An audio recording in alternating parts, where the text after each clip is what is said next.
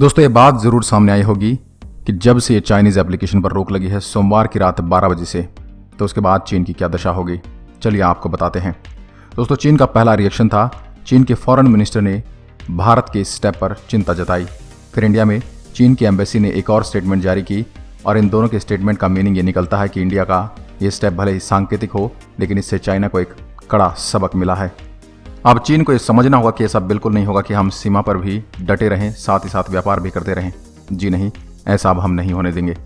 अब चीन के विदेश मंत्रालय की यही फर्स्ट स्टेटमेंट है कि वह भारत के स्टेप से बहुत परेशान है और अब चाइना हमें नसीहत देने पर उतर आया है कि वो इंटरनेशनल लॉज की बात करने लगा है और इंडिया को इंटरनेशनल लॉज की दुहाई देकर उसकी जिम्मेदारी समझाने लगा है। चीन बोल रहा है कि जिन ऐप्स पर रोक लगाई गई है उन ऐप्स के इंडिया में लार्ज स्केल पर यूजर्स हैं। ये ऐप्स इंडियन लॉज का पूरा पालन करते हैं।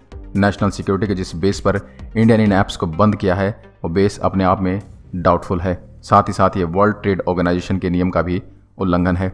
चीन ने कहा कि भारत को सभी इन्वेस्टर के साथ बराबरी से पेश आना चाहिए और द्विपक्षीय संबंधों के हितों को ध्यान में रखकर अपने फैसले लेने चाहिए। चीन का यह भी कहना है कि वो कंपनी से हमेशा इंटरनेशनल रूल्स एंड रेगुलेशंस का पालन करने के लिए कहता है।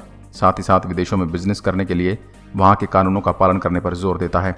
देखिए दोस्तों, जो चीन खुद इंटरनेशनल लॉज का पालन नहीं करता, इसने खुद अपनी कंट्री में नेशनल सिक्योरिटी के नाम पर ट्विटर फेसबुक को बैन कर रखा है, वो दूसरे से क्यों उपेक्षा कर रहा है? मतलब साफ है, उसे भारत का स्टेप बहुत चुभ रहा है।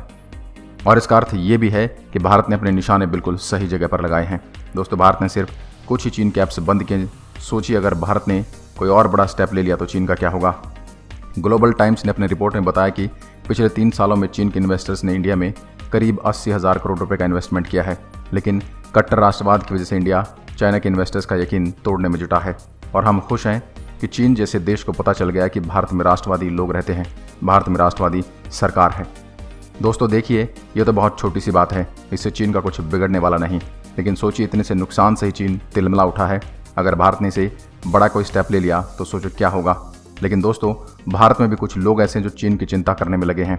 चाइनीज़ एप्लीकेशन पर रोक लगाने के बाद इंडिया में खास सोच रखने वाले लोग तो इस फैसले का मजाक उड़ा रहे हैं या फिर इस तरह की बातें कर रहे हैं जिसमें चीन के लिए फिक्र ज़्यादा और हिंदुस्तान के लिए फिक्र कम दिखाई देती है।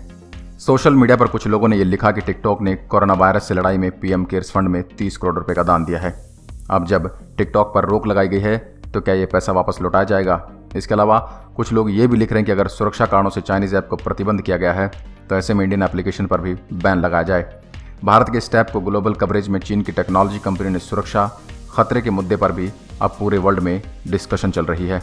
दोस्तों भारत के इस फैसले से आप क्या इत्तेफाक रखते हैं? आपकी क्या सोच है? हमें कमेंट में ज़रूर बताएं। आज के लिए बस इतना ही। इस वीडियो को ज़्यादा से ज़्यादा शेयर करें। अगर वीडियो पसंद आए तो लाइक करिएगा और ऐसे वीडियो देखने के लिए हमारे पेज को फॉलो ज़रूर करें। धन्यवाद।